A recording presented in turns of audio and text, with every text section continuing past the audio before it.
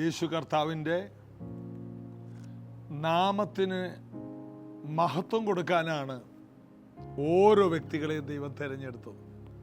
ആ നാമത്തിനൊരു മഹത്വമുണ്ട്.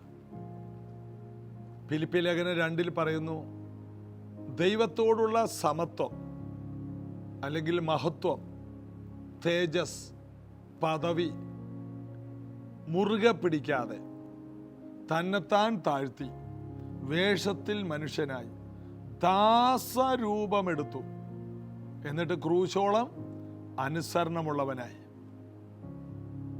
അതുകൊണ്ട് ദൈവം അവനെ ഏറ്റവും ഉയർത്തി എല്ലാ നാമത്തിലും മേലായ നാമം കൊടുത്തു. അതുകൊണ്ട് സ്വർലോകരുടെയും ഭൂലോകരുടെയും അധോലോകരുടെയും എല്ലാ മുഴങ്കാലും മടങ്ങി എല്ലാ നാവും യേശു കർത്താവ് ഏറ്റുപറയും. നമ്മെ വിളിച്ചത് എല്ലാവരും ഏറ്റുപറയുന്ന പോലെ ഏറ്റുപറയാനല്ല, നമ്മെ വിളിച്ചത് അവനെ പ്രസംഗിക്കാനാണ്. എല്ലാവർക്കും യേശുവിനെ പ്രസംഗിക്കാൻ അവകാശമില്ല. യേശുവിൻ്റെ വചനം വായിലെടുക്കാൻ, ദുഷ്ട നീ എൻ്റെ വചനം നിന്റെ വായിലെടുത്തത് എന്തിനെന്ന് സങ്കീർത്തനത്തിൽ പറയുന്നു. എല്ലാവർക്കും ദൈവവചനം എടുക്കാൻ അവകാശമില്ല. ദൈവം ചിലരെ തെരഞ്ഞെടുത്തിട്ടുണ്ട്. അത് കേൾക്കാനും ദൈവം ചിലർക്കേ കൃപ കൊടുത്തിട്ടുള്ളൂ. ആവർത്തന പുസ്തകം 29:3 പറയുന്നു, കാണുന്ന കണ്ണും കേൾക്കുന്ന ചെവിയും തിരിച്ചറിയുന്ന ഹൃദയവും ദൈവം ഇന്നുവരെ നിങ്ങൾക്ക് തന്നിട്ടില്ലെന്ന്. ഒത്തിരി പേർക്ക് തിരിച്ചറിയാൻ കഴിയില്ല. ഇതിനെ തിരിച്ചറിഞ്ഞ് പിടിച്ചെടുക്കാൻ കഴിയുന്ന ചിലരേ ഉള്ളൂ. അവരെല്ലാം ഈ പ്രോഗ്രാമുകൾ കാണുന്നുണ്ട്. അവർക്കത് ഗ്രഹിക്കാൻ കഴിയും. എല്ലാവർക്കത് ഗ്രഹിക്കാൻ കഴിയില്ല. മാത്രമല്ല, ഇതെല്ലാം ഗ്രഹിക്കാൻ പരിശുദ്ധാത്മാവ് ചിലർക്ക് പ്രത്യേകം കൃപ കൊടുത്തിട്ടുണ്ട്. ഇനി അഥവാ അവർ ഗ്രഹിച്ചില്ലെങ്കിൽ അവരുടെ അടുക്കൽ ചില ഫിലിപ്പോസുമാരെ അയക്കും, ഷണ്ണൻ്റെ അടുക്കൽ അയച്ചതുപോലെ. അങ്ങനെ പൊരുളുകൾ തിരിച്ചു കിട്ടുകയും അങ്ങനെയുള്ളവർ സ്നാനപ്പെട്ട് സന്തോഷത്തോടെ കർത്താവിനെ സേവിക്കുകയും ചെയ്യും. അതാണ് ഷണ്ണൻ്റെ ചരിത്രത്തിൽ നടന്നത്. ഇതുപോലെ ഗ്രഹിക്കാനും ഇത് കേൾക്കാനും ഒക്കെ ദൈവം വിളിച്ചത് കർത്താവിൻ്റെ സ്നേഹമാണ്. കർത്താവിനെ പുകഴ്ത്താൻ നമുക്കെല്ലാം ഒരു ജോലിയുണ്ട്. ആ വിളിച്ചവൻ്റെ സൽഗുണങ്ങളെ ഘോഷിക്കാൻ തിരഞ്ഞെടുക്കപ്പെട്ട രാജകീയ പുരോഹിത വർഗമാണ്. എല്ലാവർക്കും ഈ പദവി ലഭിച്ചിട്ടില്ല. അതുകൊണ്ട് ഈ രാവിലെ ഈ പ്രാർത്ഥനയിൽ പങ്കെടുക്കുന്നവരറിയണം, നമ്മൾ വളരെ വിലപ്പെട്ടവരാണ്. എല്ലാവർക്കും ഈ പ്രോഗ്രാം, ഈ പ്രാർത്ഥനയിൽ ഇരിക്കാൻ പറ്റില്ല. ഈ അരമണിക്കൂർ ശ്രദ്ധയോടെ ഇരിക്കുന്നുണ്ടെങ്കിൽ അതിൻ്റെ അർത്ഥം നിങ്ങൾ ദൈവത്തിൻ്റെ പ്രത്യേക തിരഞ്ഞെടുപ്പാണ്. ഇതിലൂടെ നിങ്ങളെ ദൈവം മാറ്റിമറിക്കും. അത് കർത്താവിൻ്റെ തിരിഹിതമാണ്. നമുക്ക് കർത്താവിനെ സ്തുതിക്കാനൊരു ചാൻസ് കിട്ടി. ആ സമയം നമുക്ക് തക്കത്തിൽ ഉപയോഗിക്കാം. ചേർന്ന് പാടി നമുക്ക് യേശുവിനെ അല്പസമയം ആരാധിക്കാം.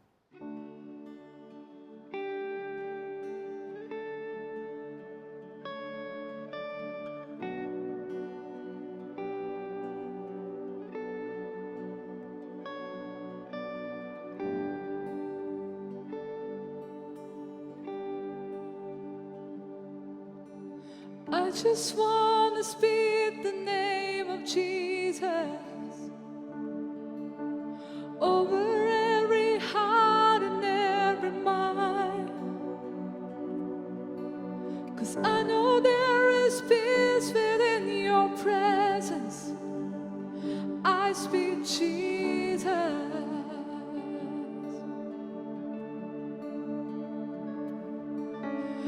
I just want to speak the name of Jesus till every dark addiction starts to break, declaring there is hope and there is freedom. I speak Jesus. Your name is power, your name is healing, your name is life.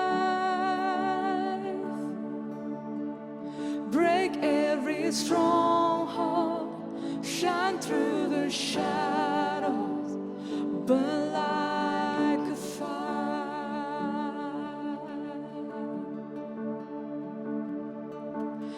I just want to speak the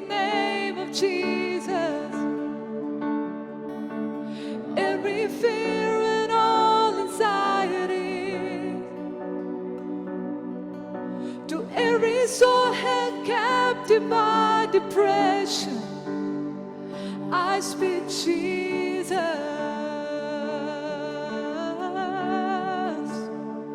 Your name is power. Your name is healing. Your name is life. Break every stronghold, shine through the shadow, burn like a fire. Your name is power. Your name is healing. Your name is life. Break every stronghold, shine through the shadows, burn like a fire.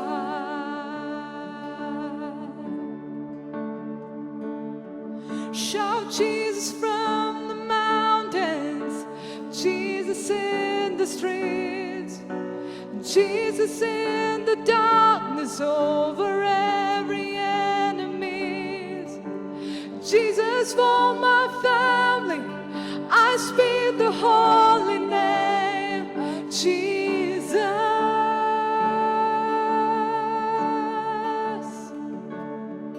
Shout Jesus from the mountains, Jesus in the streets, Jesus in the darkness over every enemy. Jesus for my family, I speak the holy name, Jesus. Shout Jesus from the mountains, Jesus in the streets, Jesus in the darkness over every enemy. Jesus for my family, I speak the holy name, Jesus. Your name is power. Your name is healing. Your name is life. Break every stronghold, shine through the shadows, burn like a fire. Your name is power. Your name is power. Your name is healing. Your name is life. Break every stronghold, shine through the shadows, burn like fire. യോഹന്നാന്റെ സുവിശേഷം 1-ാം അധ്യായം. ഓരോ വാക്യങ്ങളായിട്ട് നമ്മളിങ്ങനെ ചിന്തിച്ചുകൊണ്ടിരിക്കുകയാണ്. ഇത് ചിന്തിക്കും തോറും ഇതൊരു കടൽ പോലെ വലുതായിക്കൊണ്ടിരിക്കുകയാണ്.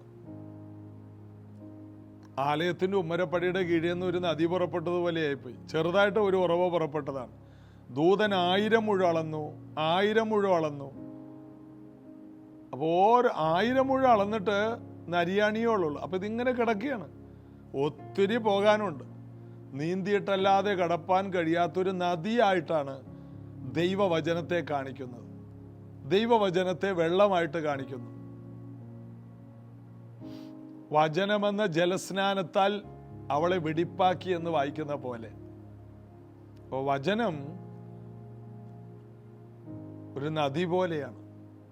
അതിലോട്ട് ഇറങ്ങും തോറും അത് വളരെ ആഴം കൂടിക്കൊണ്ടിരിക്കും. മാത്രമല്ല, അതിൻ്റെ കരയിൽ നിൽക്കുന്ന വൃക്ഷങ്ങൾ തക്കകാലത്ത് ഫലം കായ്ക്കുന്നതും ഇല വാടാത്തതുമാകും. അപ്പോൾ ഈ നദിയുമായിട്ട് ബന്ധപ്പെട്ട് നിൽക്കുന്ന വൃക്ഷങ്ങളിൽ ഇല പച്ചയായിരിക്കും.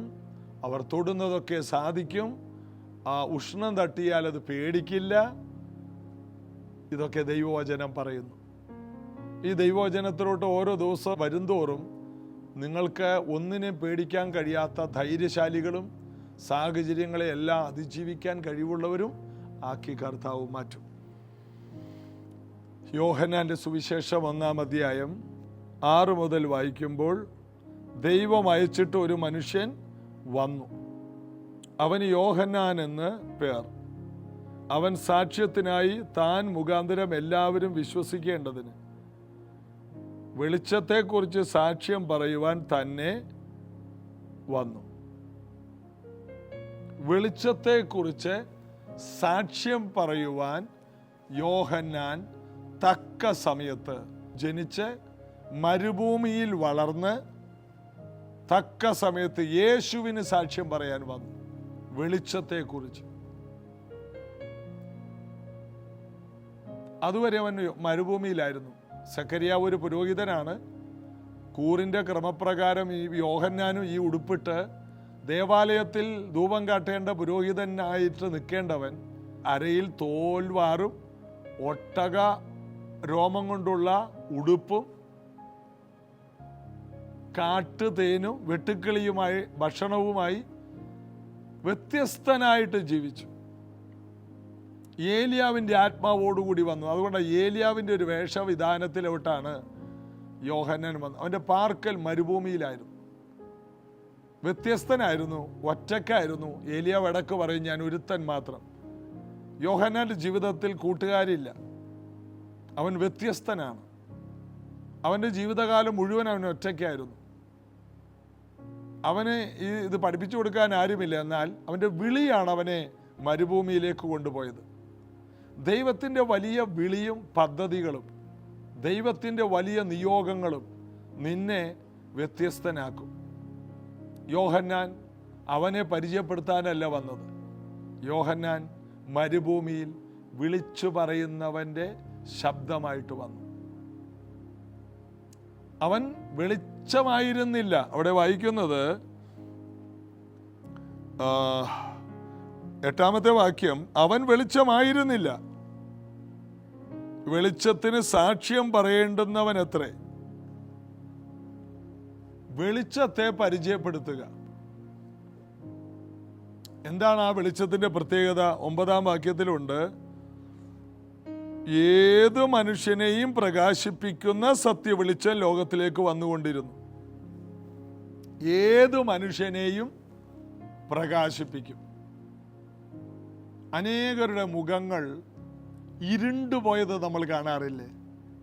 ചിരിക്കാൻ കഴിയാത്ത, എന്നും കണ്ണുകൾ നിറഞ്ഞൊഴുകുന്ന, സന്തോഷം നഷ്ടപ്പെട്ട, ഉറക്കം നഷ്ടപ്പെട്ട, ഡിപ്രഷനുകളിലൂടെ കടന്നു പോകുന്ന എത്രയോ പേര് നമുക്ക് കാണാം.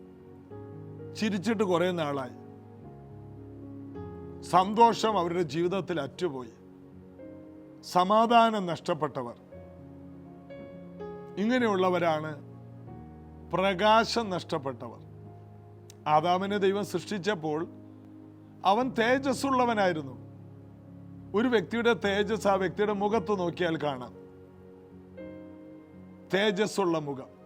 മോശയുടെ മുഖത്തോട്ട് നോക്കാൻ ഇസ്രായേൽ മക്കൾക്ക് കഴിഞ്ഞില്ല. അവൻ്റെ മുഖത്ത് തേജസ്സായിരുന്നു. അപ്പോൾ ഒരു വ്യക്തി കർത്താവിനെ സ്വീകരിച്ചു എന്നെങ്ങനെ അറിയാം?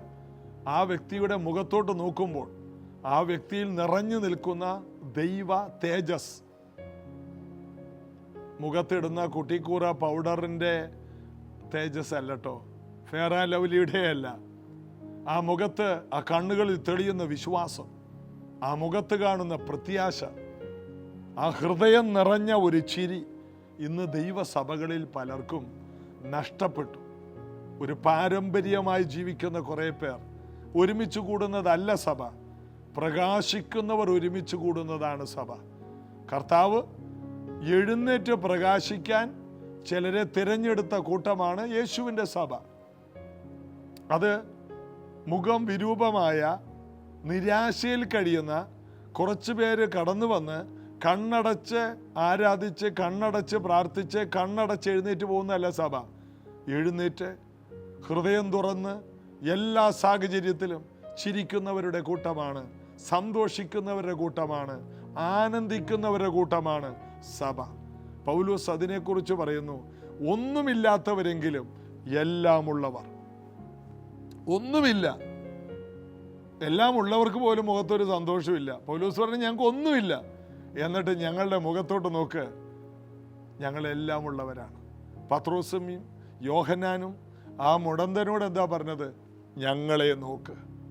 അപ്പോസ്തല പ്രവൃത്തി 3-ാം അധ്യായത്തിൽ ജീവിതം മുഴുവൻ ഇരുണ്ടു പോയവൻ, 40 വർഷമായിട്ട് നടക്കാത്തവൻ, പ്രതീക്ഷ അറ്റുപോയവൻ, ആരുടെയും മുഖത്ത് നോക്കാത്തവൻ, എല്ലാവരുടെയും പോക്കറ്റിലേക്കും കയ്യിലേക്കും മാത്രം നോക്കി പരിചയമുള്ളവനോട് ആദ്യമായിട്ട് 2 പേര് പറഞ്ഞു, ഞങ്ങളെ നോക്ക്. കാരണം ആരുടെ മുഖത്ത് നോക്കേണ്ട ആവശ്യം അവനില്ല. കാരണം അവനാരും പരിചയക്കാരില്ല. ഞങ്ങളെ നോക്കൂ. കാരണം അവൻ ആരെയും നോക്കേണ്ട ആവശ്യമില്ല. അവൻ ആരെയും അറിയണ്ട. അവന് പൈസ മാത്രം നോക്കിയാൽ മതി. പണം മാത്രം നോക്കി ജീവിക്കുന്ന ഒരുത്തൻ, ചില്ലറക്കാശ് മാത്രം നോക്കി പരിചയമുള്ളവൻ, വലിയ നോട്ടുകൾ കാണാൻ ഭാഗ്യമില്ലാത്തവൻ, ചില്ലറകളിൽ മാത്രം നോക്കി ജീവിതം സ്വസ്ഥമായി ജീവിക്കുവാൻ ആഗ്രഹിക്കുന്നവൻ. ആദ്യമായിട്ട് 2 പേര് പറഞ്ഞു, ഞങ്ങളെ നോക്ക്. ആരൊക്കെയാണെന്ന് അറിയാമോ?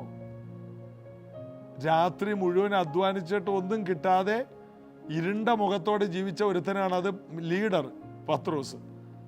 യോഹന്നാനോ കീറിയ വല വീണ്ടും കൂട്ടി തുന്നി അപ്പനെ സഹായിക്കാൻ വള്ളത്തിൽ ഉണ്ടായിരുന്ന പുള്ളിയാണ്. അപ്പൊ ജീവിതം എങ്ങനെയെങ്കിലും തുന്നിക്കെട്ടാൻ നോക്കിയ യോഹന്നാനും, രാത്രി മുഴുവൻ അധ്വാനിച്ചിട്ട് ഒന്നും കിട്ടാത്തവരും, ജീവിതം ഇരുണ്ടുപോയവരുടെ ജീവിതത്തിലേക്ക് ഏത് മനുഷ്യനെയും പ്രകാശിപ്പിക്കുന്ന സത്യ വെളിച്ചം കയറിച്ചെന്നു. എൻ്റെ ചരിത്രം, നിങ്ങളുടെ ചരിത്രം, ഇനി യേശുവിനെ സ്വീകരിക്കുന്ന ഒരു ചരിത്രം ഇത് തന്നെയാണ്. ജീവിതം മുഴുവൻ ഇരുണ്ടുപോയവരുടെ മുഖത്തെ പ്രകാശിപ്പിക്കുന്ന സത്യ വെളിച്ചം. യോഹന്നാൻ വെളിച്ചമായിരുന്നില്ല, വെളിച്ചത്തെ ചൂണ്ടിക്കാണിക്കുന്നവൻ, വെളിച്ചത്തിന് സാക്ഷ്യം പറയുന്നവൻ. ഈ വെളിച്ചത്തിൻ്റെ പ്രത്യേകത, ഈ വെളിച്ചം ഒരു വ്യക്തിയിൽ അടിച്ചാൽ അവൻ സൗഖ്യമാകും. അതുകൊണ്ട് പത്രോസ് യോഹന്നാനും പറയുന്നത്, ഞങ്ങളെ നോക്ക്, ഞങ്ങളിൽ ഈ വെളിച്ചമുണ്ട്. ഏത് മനുഷ്യനെയും പ്രകാശിപ്പിക്കുന്ന സത്യ വെളിച്ചം ഞങ്ങളിൽ വന്നിരിക്കുകയാണ്. അതുകൊണ്ട് ഞങ്ങളെ നോക്ക്. പൊന്നും വെള്ളിയും ഞങ്ങൾക്കില്ല, എന്നാൽ പൊന്നുകൊണ്ട് വെള്ളി കൊണ്ട് കിട്ടാത്തൊരു സംഭവം ഞങ്ങൾക്കുണ്ട്. നസ്രേന യേശുവിൻ്റെ നാമം ഏതു മനുഷ്യനെയും പ്രകാശിപ്പിക്കുന്ന സത്യ വെളിച്ചം. അതിൻ്റെ അർത്ഥം ഏത് മനുഷ്യൻ്റെ ജീവിതം ആനന്ദപൂർണമാക്കുന്ന, ആഘോഷമാക്കുന്ന, വിജയമാക്കുന്ന, നന്മയാക്കുന്ന, ഉയർച്ചയാക്കുന്ന, പുരോഗതിയാക്കുന്ന, നവോന്മേഷമുള്ളതാക്കുന്ന, മാന്യതയുള്ളതാക്കുന്ന, ഇതൊക്കെയാണ് അതിൻ്റെ അർത്ഥം പ്രകാശിപ്പിക്കുക എന്ന് പറഞ്ഞാൽ. ഏത് മനുഷ്യനെ ശോഭയുള്ളതാക്കും, ഏത് മനുഷ്യൻ്റെ ജീവിതം ആനന്ദ പൂർണ്ണതയുള്ളതാക്കും ആ സത്യ വെളിച്ചം ഏത് മനുഷ്യൻ്റെ ജീവിതം മാറ്റിമറിക്കും, ഏത് മനുഷ്യൻ്റെ കുടുംബം ആനന്ദകരമാക്കും. ഞങ്ങളെ നോക്ക്, പൊന്നും വെള്ളിയും ഞങ്ങൾക്കില്ല, ഞങ്ങൾക്കുള്ളത് തരുന്നു. നസ്രേനായ യേശുവിൻ്റെ നാമത്തിൽ നടക്കുക. ഉടനെ അവൻ്റെ കാലിൻ്റെ നരിയാണി ഉറച്ച് അവൻ കുതിച്ചെഴുന്നേറ്റ് നടന്നു തുള്ളിയും കൊണ്ട് ദേവാലയത്തിലേക്ക് കയറി ദൈവത്തെ പുകഴ്ത്തി. ദേവാലയത്തിലെ ഓർഡറുകളെല്ലാം തെറ്റി. അതുവരെ ദേവാലയത്തിൽ ഒരു പ്രോഗ്രാം ഉണ്ടായിരുന്നു വർഷങ്ങളായിട്ട്. വരിക, തെക്കോട്ട് തിരിയുക, വടക്കോട്ട് തിരിയുക, മുമ്പോട്ട് തിരിയുക, പുറകോട്ട് തിരിക്കുക, പിന്നെ പാടുക, ഒരുമിച്ച് കൈയടിക്കുക, ഇത് കഴിഞ്ഞ് എഴുന്നേറ്റ് പോവുക. ഒരു പ്രോഗ്രാം ഉണ്ടായി. അന്ന് ആദ്യമായിട്ട് പള്ളിയിലെ പ്രോഗ്രാം മുഴുവനും തെറ്റി. ഉണർവടിച്ചാൽ പ്രോഗ്രാം തെറ്റിപ്പോവും. ഉണർവടിച്ചാൽ, യേശുവിൻ്റെ പ്രകാശം അടിച്ചാൽ പിന്നെ എല്ലാ പ്രോഗ്രാമും തെറ്റി. ഒരുവൻ 40 വർഷമായിട്ട് പള്ളിക്കകത്ത് കയറാത്തവൻ ആദ്യമായിട്ട് പള്ളിയിൽ കയറിയപ്പോൾ പള്ളി മാറ്റിമറിച്ചു. ജനങ്ങളെല്ലാം ഓർഡർ തെറ്റിച്ച് ഇങ്ങോട്ട് വന്നു. പുരോഹിതൻ മാത്രം അപ്പുറത്ത് നിൽപ്പുണ്ട്. 1-2 പുരോഹിതനും ശിഷ്യന്മാരും അവിടെ നിൽപ്പുണ്ട് ഉടുപ്പൊക്കെ ഇട്ട്. ബാക്കി എല്ലാവരും ഇപ്പുറത്തോട്ട് വന്നു. പത്രോസിന്റെ യോഹന്നാന്റെ കൂടെ സൗഖ്യമായവൻ നിൽക്കുന്നത് കണ്ടു. അവനെ എല്ലാവർക്കും പരിചയമുണ്ട്. ഇവൻ അവിടെ ഇരുന്നവനാണെന്ന് എല്ലാവർക്കും അറിയാം. എങ്ങനെ ഇത് സംഭവിച്ചു?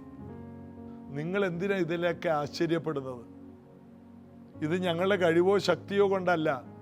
നസ്രയനായ യേശുവിനെ ദൈവം ശക്തി കൊടുത്തതാണ്. യേശുവിൻ്റെ നാമത്തിലാണ് ഈ അത്ഭുതം നടന്നത്. ദൈവം വിശുദ്ധീകരിച്ച് ഭൂമിയിലേക്ക് അയച്ച യേശുവിൻ്റെ നാമത്തിലാണ്. ഞങ്ങളുടെ ഭക്തി കൊണ്ടോ ശക്തി കൊണ്ടോ അല്ല, ദൈവപുത്രന്റെ ശക്തി കൊണ്ട്, യേശുവിൻ്റെ നാമത്തിലാണ് ഇത് സംഭവിച്ചത്.